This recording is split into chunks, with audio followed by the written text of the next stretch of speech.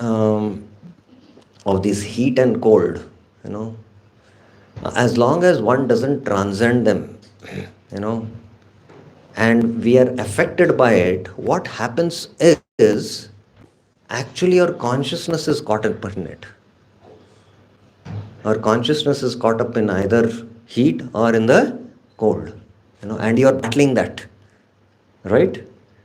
But we cannot realize that I am spirit, soul.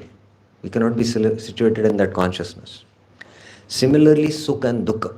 Sukha and dukkha affect the mind. These are still difficult to, transcend. And then comes man and apaman. Man and apaman is very, very difficult because it affects the ahankar, the ego. It's very, very difficult. And it stays in our consciousness. Whenever you see that person who has insulted us, oh, this person, has insulted me.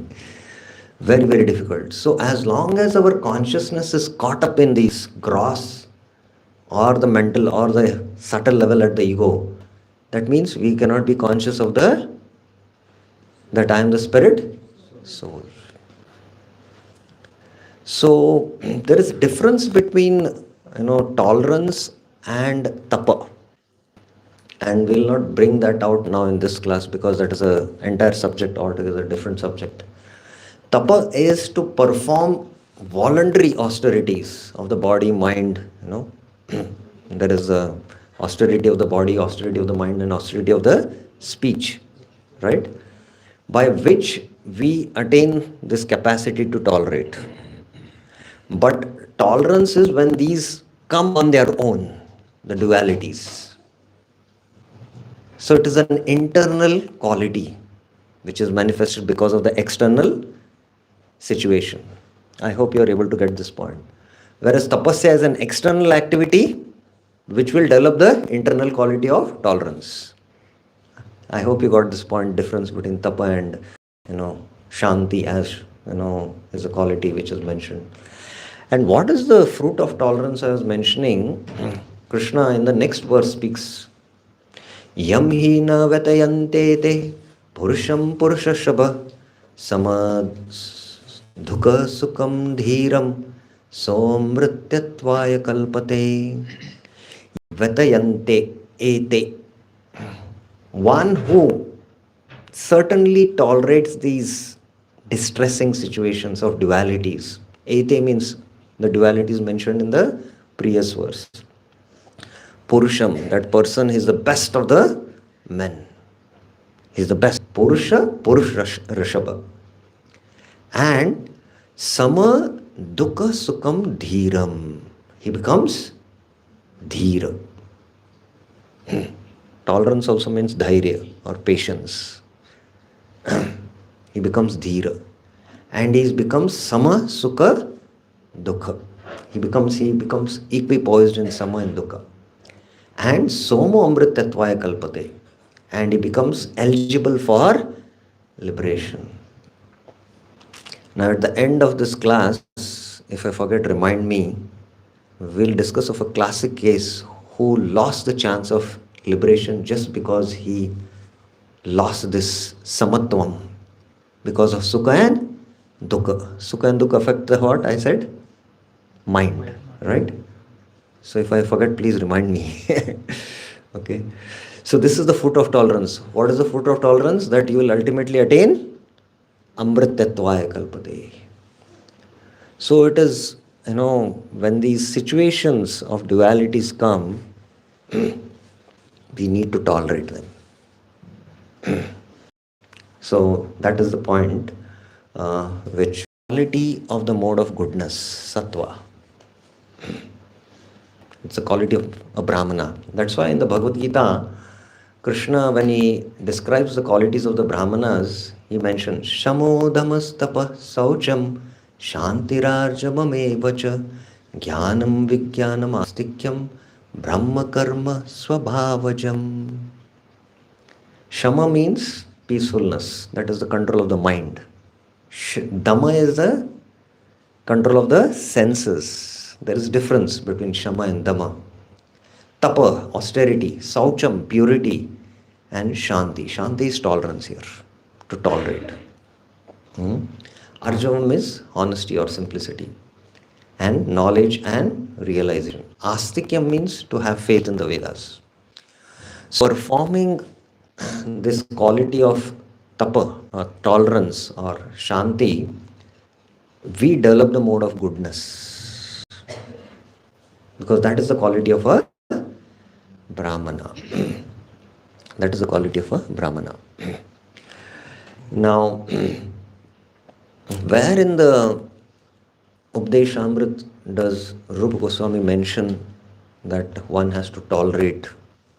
He uses the word tolerate. Where does he use? Raise your hands. Yes, Prabhuji. What does he say?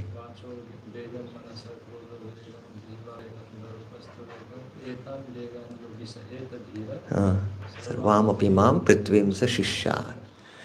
Etan vegan yo vi saheta. Saheta means sahana. Sahana means to tolerate.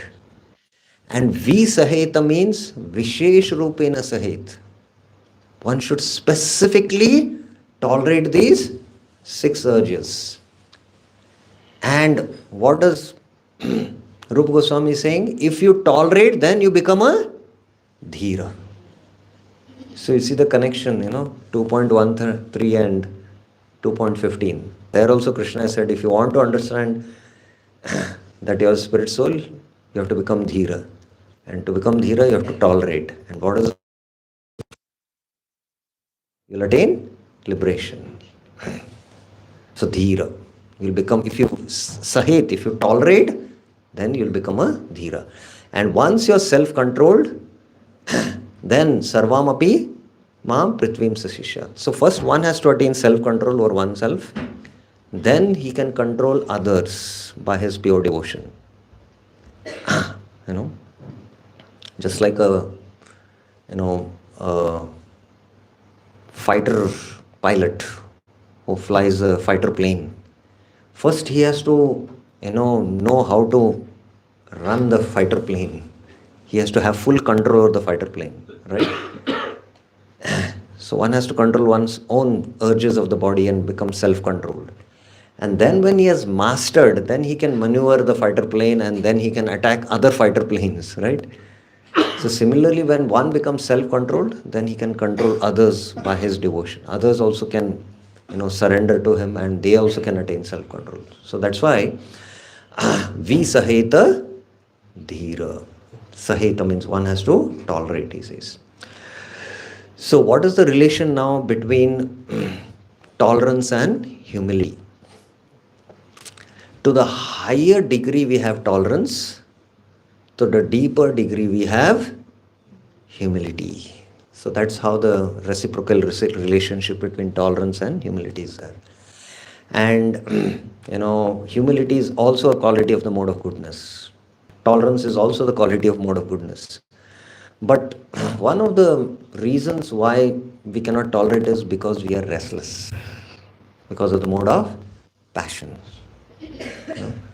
So the degree we can tolerate the dualities, to the deeper degree we possess humility. So that's the relationship between tolerance and humility. Okay. So now because today is appearance day of Bhaktivinoda Thakur. Bhaktivinoda Thakur has spoken about tolerance in his article called as the Bhaktya Loka. So I'll just summarize what Bhaktivinoda Thakur has to say based on tolerance. So where is in the Updeshamrit spoken about tolerance? Where has Rupa Goswami spoken about tolerance? We've all studied Updeshamrit now, right? Where is Rupa Goswami? Yes, Prabhuji. Same first verse. First verse, he has spoken about controlling these urges. But where he has spoken that develop the quality of tolerance?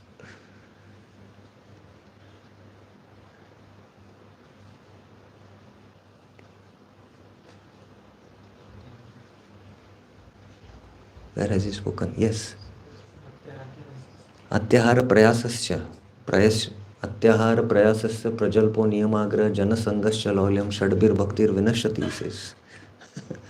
Where is the quality of tolerance spoken in the Upadeshamrita? उत्साह निश्चय धैर्य तत्तत् कर्म प्रवर्तना संग त्यागा शतो वृत्ति षड्भिर्भक्तिर प्रसीदति. उत्साह निश्चय धैर्य. Dhairya. It is in dhairya. Dhairya means patience or tolerance, in fact. So, Bhaktivinoda Thakur, in his article on dhairya, one has to have patience, now you need the mode of goodness. And you require a lot of patience in spiritual life. You don't expect results to come in 1 or 2 years or 15 days. Nowadays there are spiritual organizations which offer transformations overnight, right? But sadhana means, one has to perform. This body is called as a sadhaka sharira.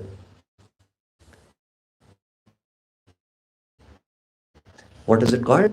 Sadhaka sharira. It is meant for sadhana. So we should give at least years to start expecting results.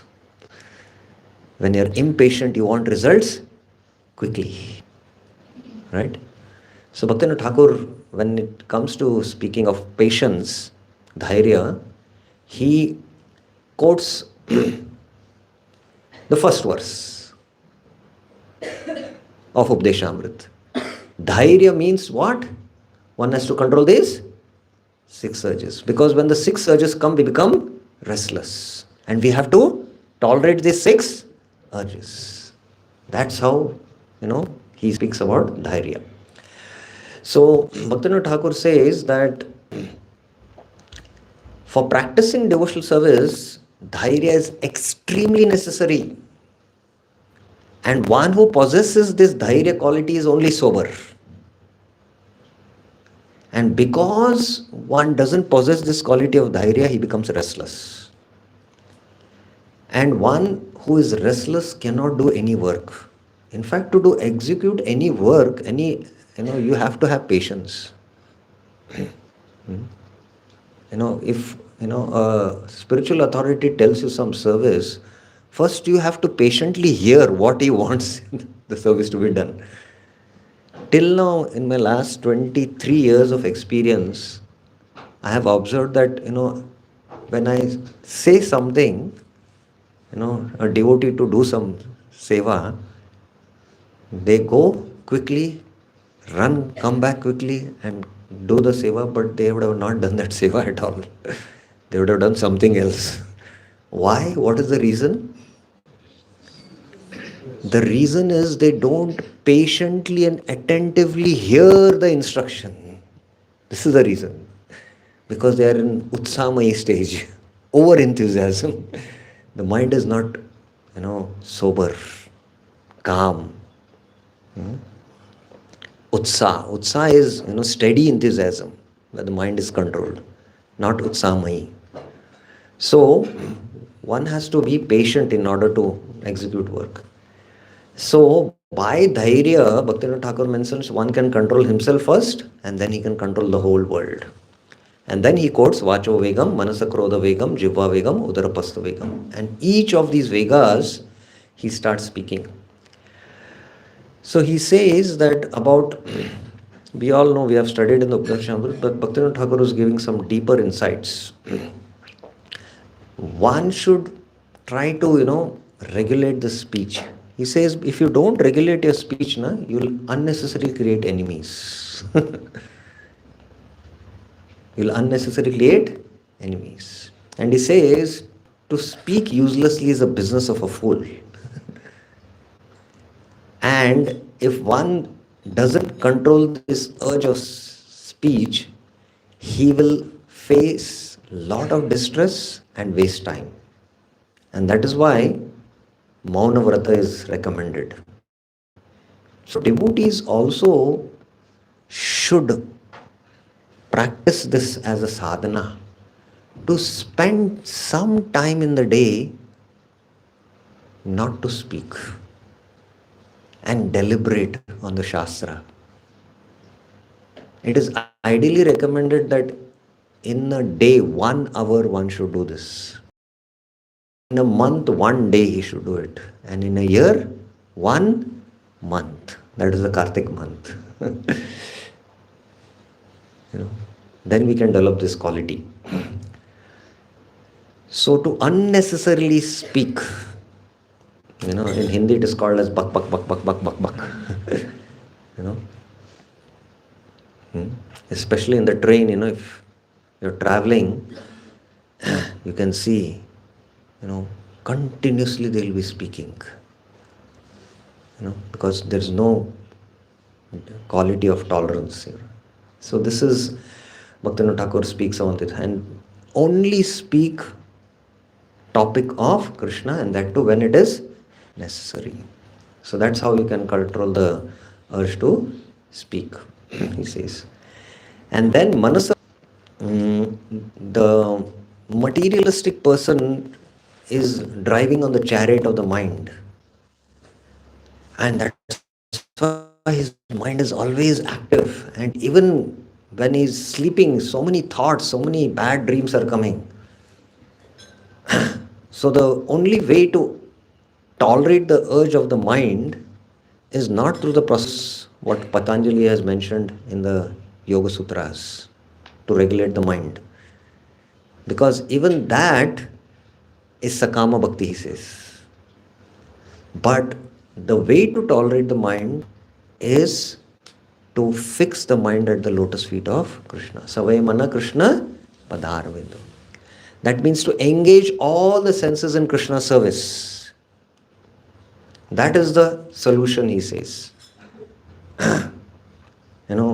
Engage the mind in hearing spiritual subjects. Now, most of the universities where I go to give talks, I ask the principal, what is the real issue the students are facing? And what is the answer they give, Everyone knows now. What is the answer they give? Addiction to self-love. Addiction to self-love. Attention span has reduced. They can't even focus for 15 minutes. Thanks to technology, mobile, internet, laptop, So this attention, and it's a very deadly disease now. It's a syndrome, if you're aware. And they are zombie, zombie characters, they're zombie. They're just sitting in the class, but they're somewhere else, because whole night they are on the WhatsApp. So, especially the devices, especially the mobile, it has a frequency of 10.2 gigahertz radiation. If you're just holding it in your right hand, and try to lift your left hand, you can't lift your left hand, for your kind information. That's the kind of energy it is sucking. But if you hold a cow dung and then try to have the mobile and then try to lift your hand, you can lift your hand. That's the kind of energy it sucks.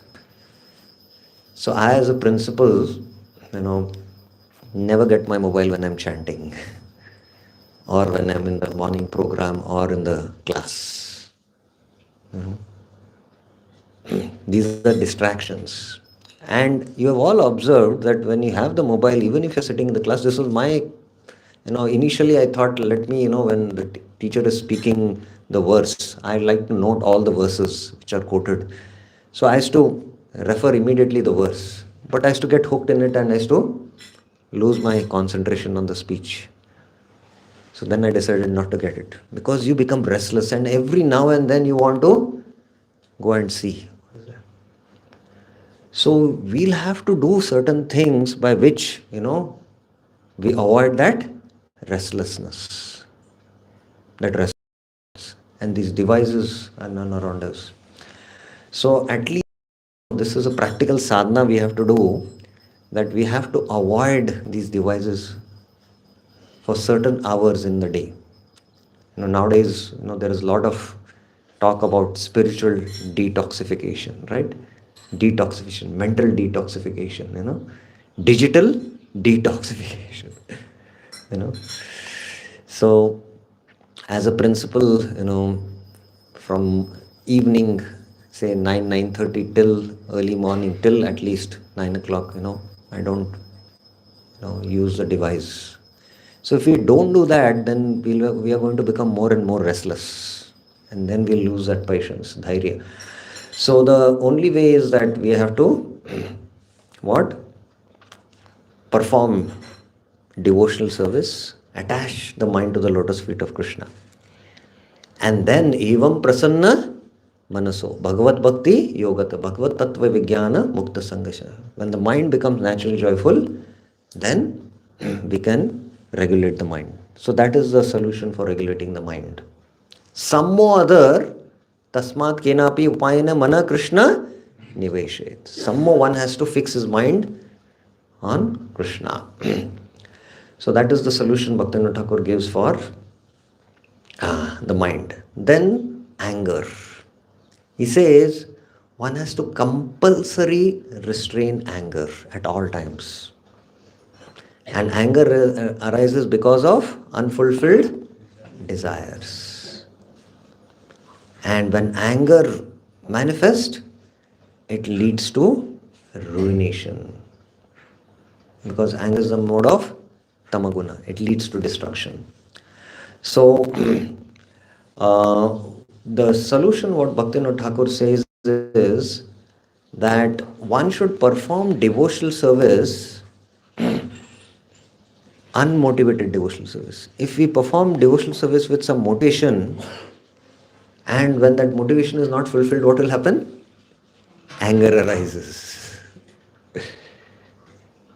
I perform my backup service with the motivation that I'll get the Mahaprasad, and then they don't give me. Or I hide and keep the Mahaprasad after the offering for self. And by Krishna's arrangement, Krishna will teach us how to tolerate. And some other devotee comes and sees the Mahaprasad and he picks up and he leaves. And then immediately you go and see that the prasad is missing. Where is the prasad gone? Anger will come out. Vita raga bhaya krodha. These three things. Manmana mamapashata. Bhavo jnana tapasa. Puta mad bhavam. So one has to perform devotional service which is unmotivated. If we perform motivated devotional service, then we cannot conquer anger. And interestingly, Bhaktivinoda Thakur mentions that the best way to control this urge of anger is to study the Srimad Bhagavatam narration of the Avanti Brahman. The Avanti Brahman story, he says, who became a beggar, rowdy persons would dishonor him with many insults, and then they would take his sannyas rod, his water pot, begging bowl, and his chanting beads, and he had a loin cloth, gamcha, he used to cover himself. They used to steal that,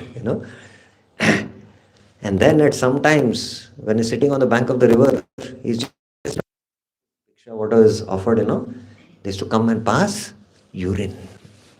Extreme case it is. And once I did this tapasya, because I realized that this is so important. I was traveling in a train and I was carrying my hot water bottle, and somehow the opening slipped off and the hot water fell on the seat. And the other devotees, means other people who were sitting, they became very angry and they insulted me very badly just for this, Hey, Murk Pandit, samajhta nahi kya terko? And I was really affected. At that time I studied this Avanti Brahman story. And it pacified me. So to control anger, pastime of the Avanti Brahman. This is the sadhana one has to perform. They would criticize and insult him. You're a hypocrite, you're a cheat, you're making business out of your religion. because he was a businessman before, right? And that's how Bhaktivinoda Thakur narrates all these verses of the Avanti Brahman. And then, after this, the Avanti Brahman reflects, Etam Tastaya Parmat Nishtham Adhyasitam Purva Atmer Maharishibi Aham Tarishyami Duranta Param Tamo Mutundangri Nishevaneva. So this is also the mantra sannyasi chants when he is going to take sannyas. So if you want to cross this material existence, tolerate this urge of anger, one has to study repeatedly the Avanti Brahman story. And in the association of devotees, we will come across these difficult, these situations. Now, with respect to Adhyatma Klesh, you are having headache. You can't break yourself. You cannot hit yourself. And there is Adi Devi Klesh, COVID or heat or cold or too much rain or no rain. You can't do anything about it. You cannot fight with the demigods. But we think we can somehow, have control over the Adi Klesh, the miseries and other living entities, cause upon us. So in the association of devotees, these Adi Bhautik Kleshas Krishna arranges. And that is for the purification of our ego. And if we don't try to undergo that, then the fruit of tolerance, the fruit of purification will not happen. So that's how this mantra he chants, and that's how we can ultimately attain perfection. So he gives this example of the Paratma Nishta by serving Mukunda for controlling the urge of anger. And then Jiva Vegam. Jiva Vegam, Bhaktivinoda Thakur mentions that the more the tongue eats, the more it hankers. And for the pleasure of the tongue, one wanders here and there. Jivvar lalsa iti utidhaye. Shishnodar parayana Krishna nai paye. He is not Narayan Parayan, he is Shishnodar Parayan. So Bhaktivinoda Thakur, for the solution for this,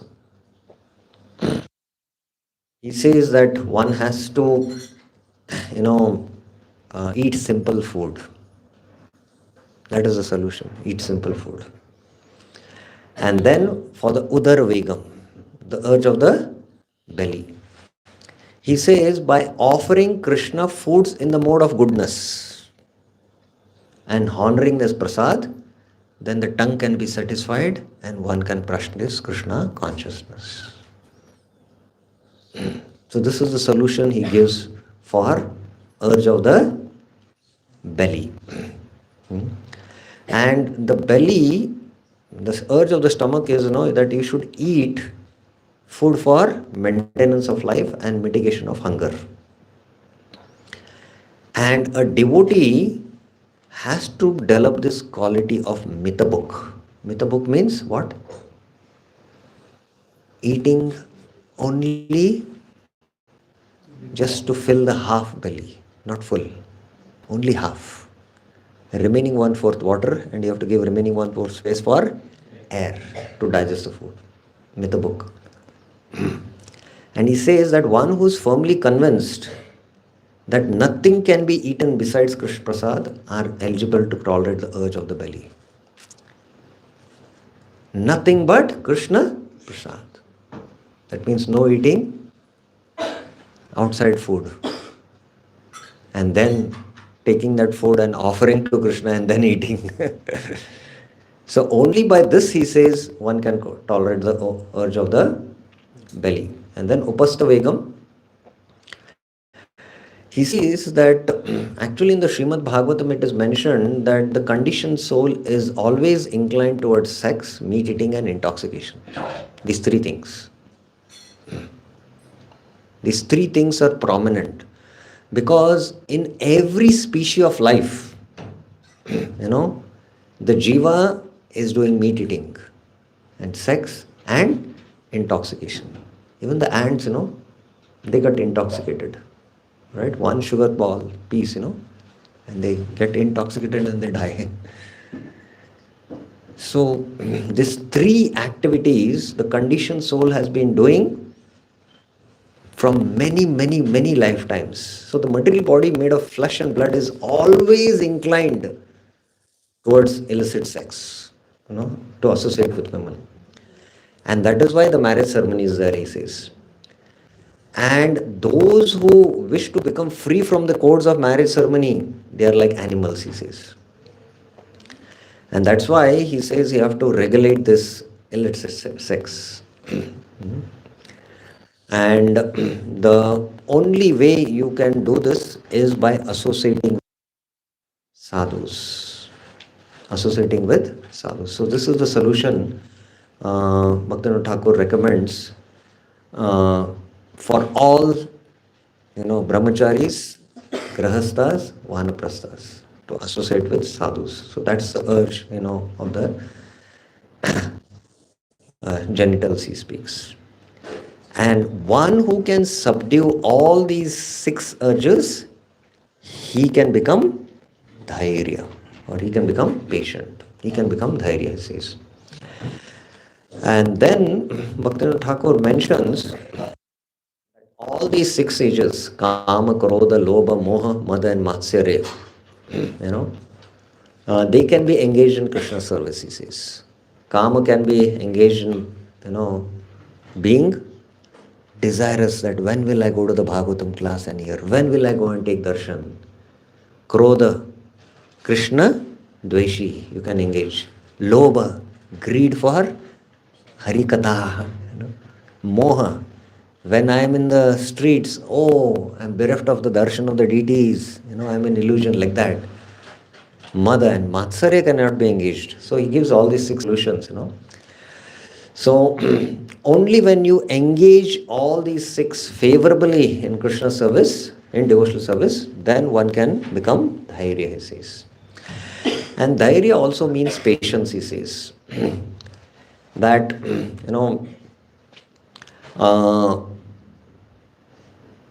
when one is impatient, one wants the results very quickly in sadhana. One of the leaders, sannyasi leaders, and their president in one country was sharing with me that in their city temple, this is in a broad country, I don't want to name, people come to the temple, they get connected and very enthusiastically perform devotional service, and within 2-3 years they are all missing. Because they're the newfound love, But after 2-3 years, they are missing. He got a complaint from a devotee. What was the complaint? Time, and the festival was going on, and after the festival was going on, and after the festival was over, he came out, and from the meeting, I came out. And this time he said Hare Krishna, and I responded Hare Krishna. And then he said, come here. He said, twice I said Hare Krishna. Why did you not respond? And now you're responding. I said, when did you say? He said, no, 2 hours before, when you were going up, I said Hare Krishna. So, amanina manadena. So, amanina manadena means to, Prabhupada is saying, one should not be anxious. Prabhupada is using the term anxious. So, very, very deep quality.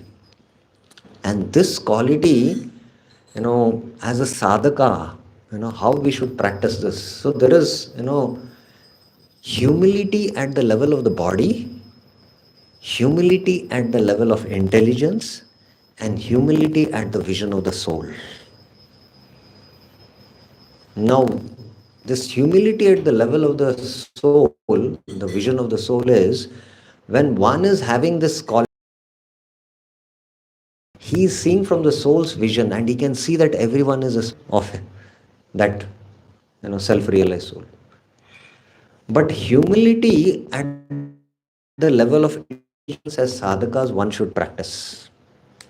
And what is that humility at the level of intelligence? That I have to become humble.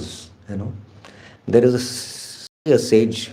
You know, a sadhu tells to a disciple.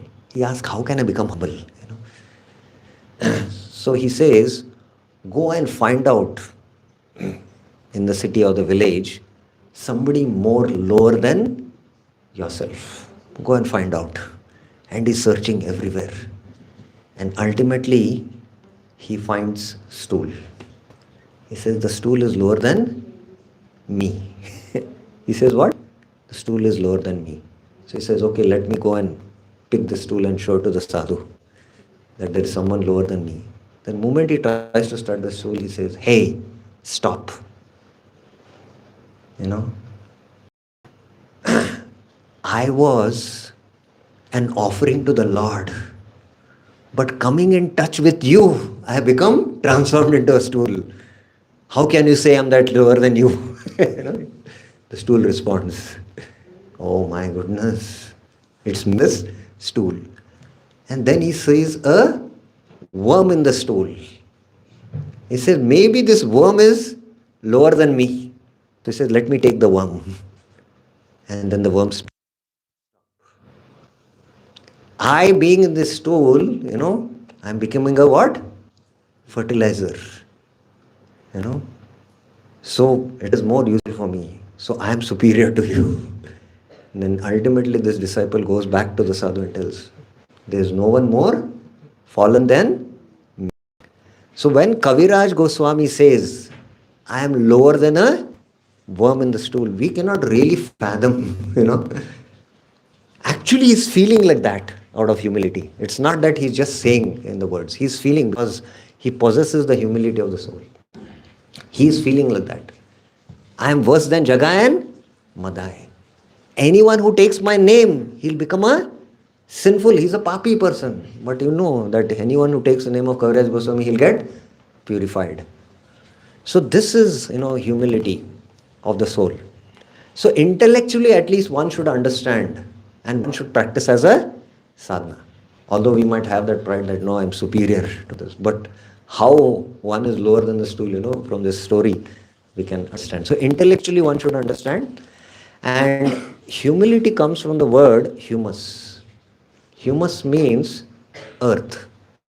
That means to bow down to earth. That means one should bow down. So humility of the body means to practice Vaishnav Sadachar. Now we know it is very difficult to offer respects because we have to bow down our body. And what obstructs us? It is our false ego. How can I bend down, Baba? To consider myself lower and bend down. It's very difficult. But one should perform this as a sadhana. Because the external act, what we perform, has the internal effect. So Bhaktivinoda Thakur in his article mentions, you know, if one says, I have bhakti in my heart, you know, and there is no need to make external show of it, you know, I have bhakti in my heart, you know, but that is not real bhakti. He says it should manifest externally. So the external activity of offering respects to the Vaishnavas, you know, will have the internal effect of developing the quality of humility. And when internally you have this quality of humility, and externally also, it will manifest in the act. So that's how devotees have to develop this quality at least in our sadachar and understanding it intellectually until we come to the, you know, natural state of the soul when we develop that vision by which naturally we are humble. You know? So that's what I wanted to say in this short discussion. So any questions, any clarifications you have about this topic, what we discussed? Yes, take the mic. You have the mic here? Yes. So, yam hi na vatayante te purusham purushava sama dukkam sukam dhiram soma amritatvaya kalpate. So, sama dukkha sukam dhiram. Dhira means one who's tolerated, one is dhairya. And sa amrit tatvaya, one, that person can attain liberation or go back to Godhead. So the classic example of this in the Bhagavatam is of Maharaj Bharat. I was fortunate to visit last year Nepal. And in Nepal, from Muktinath, when you're coming down, the Gandaki river is flowing. And there is the place, what is that place called? Huh? Eh, huh? Not Pulasa Ashram. There is a place, I forget the name, where Maharaj Bharat did his tapasya, in the bank of Gandaki river. In fact, it's a huge rock. Galeshwar, yes, it's Galeshwar. And, this side is the road, and this is a huge rock, and there is a river. And Maharaj Bharat was, had his cave inside this rock. You can't even go there. So no distraction, no external distraction. And he's facing the Gandaki river, and he's sitting in his meditation. And then on the other side, he's a deer. And somehow there is a lion or the tiger, and hearing the roar, this deer becomes fearful, and suddenly it jumps and crosses the river, and actually it gives delivery of a baby deer. Just seeing this scene, Maharaj Bharat lost his mental equilibrium. He became what? Dukkha. He felt distress. And why did he feel distress? Because Maharaj Bharat, who was now almost, he was at the stage of bhava, pure devotee, before he was a what? King has Ishwar Bhav, that all living entities are my praja, and he has to take care of them.